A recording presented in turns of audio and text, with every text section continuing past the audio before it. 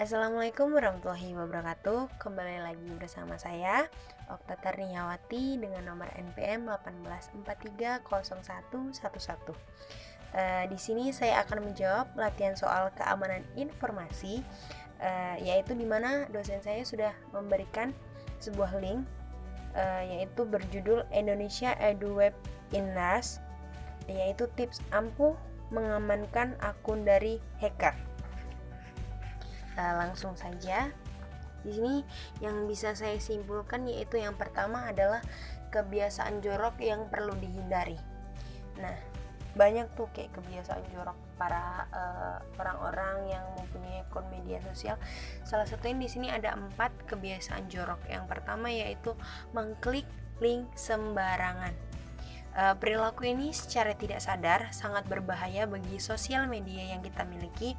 Misalnya nih, kayak kita dapat kiriman link dari email atau WA yang nggak kita ketahui dari mana asalnya, pasti akan muncul tuh rasa kayak penasaran kan. Ya namanya orang nggak tahu itu link apa, jadi mesti dia pengen cepet-cepet kayak langsung ngeklik aja itu link apa isinya. Jadi saat kita mengklik link tersebut, itu bakal memberikan celah untuk para hacker untuk mencari informasi sosial media kita gitu. Jadi hal tersebut sebaiknya jangan dilakukan. Kemudian yang kedua yaitu koneksi wifi sembarangan. Nah, pasti nih banyak orang kalau misalnya lagi nongkrong di kafe, di tempat makan atau di tempat lainnya, mesti kayak hal yang pertama ditanyakan mesti kayak password wifi apa. Jadi kayak pengen mau cepet-cepet tuh login wifi di tempat itu. Bukannya nggak boleh kita pakai wifi di tempat umum, tapi ada baiknya kita tidak menggunakan wifi tersebut. Karena kenapa? Karena kan kita tidak tahu itu wifi dikelola dengan siapa, baik atau tidak, berbahaya atau tidak. Tapi kita juga harus perlu khawatir karena sering banget tuh kita menghiraukan bahaya itu. Karena saat kita mengkoneksikan wifi tersebut, kita akan memberikan akses jaringan itu sehingga para hacker ataupun para tindak kejahatan itu tuh bisa saja terjadi di perangkat kita. Setelah kita mengkoneksikan wifi itu, pasti orang tuh dengan bisa melihat IP kita, alamat kita, ataupun sebagainya gitu. Terus yang ketiga yaitu transaksi uang di tempat umum. Ini nih salah satu kebiasaan buruk para wanita nih yang sering banget terjadi. Apalagi kalau bukan belanja kan ya, belanja online tuh di all shop, mau akhir bulan mau awal bulan itu tuh pasti kalau wanita tuh bakalan kayak gitu kan ya. Dan akhirnya itu kayak membuat kita itu untuk melakukan transaksi di tempat umum, padahal itu nggak boleh sebenarnya. Kenapa? Karena saat kita misalnya kita lihat barang di Shopee atau di Tokopedia atau di mana, kalau misalnya kita udah kayak suka gitu, otomatis kita bakalan langsung bayar. Terus kita bakalan langsung buka m-banking kita login m-banking kita, atau transaksi keuangan di tempat lainnya juga bisa. Itu tuh sebenarnya nggak boleh, kita harus khawatir juga ya.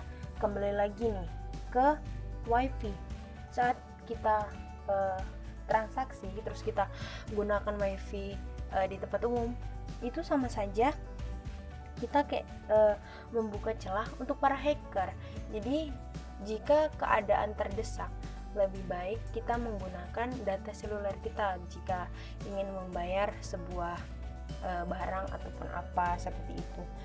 Karena wifi itu tidak kita ketahui siapa yang mengelola, jadi lebih baik kita pakai data kita sendiri karena itu lebih jauh aman dan ramah dibandingkan wifi di tempat umum begitu. Kemudian yang keempat, login di sembarang tempat. Menurut saya ini adalah hal yang paling sangat harus dihindari dari 4 kebiasaan jorok tersebut. Kenapa?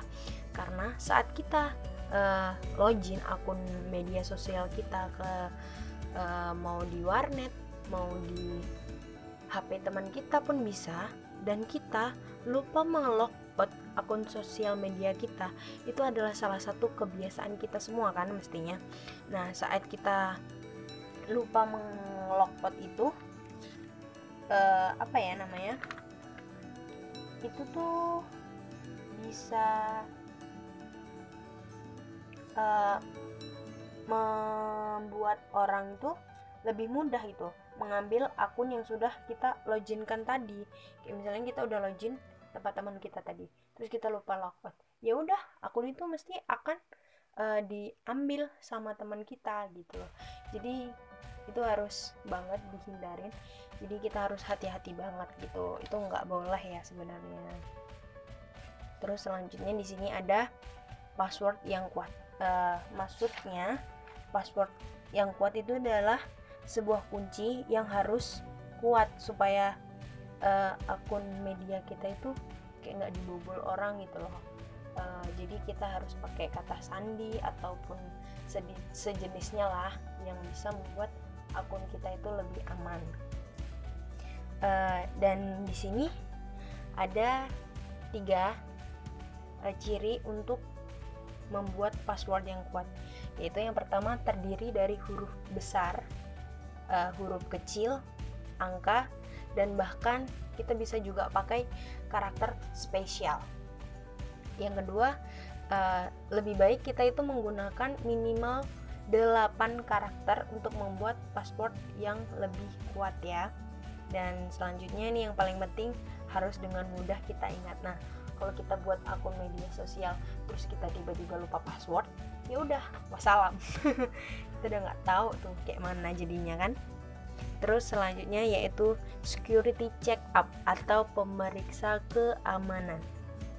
Di sini security check up atau pemeriksa keamanan adalah sebuah fitur yang dipakai untuk melihat seberapa besar peluang kita untuk bisa diretas atau maaf, atau bisa diperiksa keamanannya, atau bisa saja untuk menunjukkan sebuah kelemahan kita itu ada di mana gitu ya.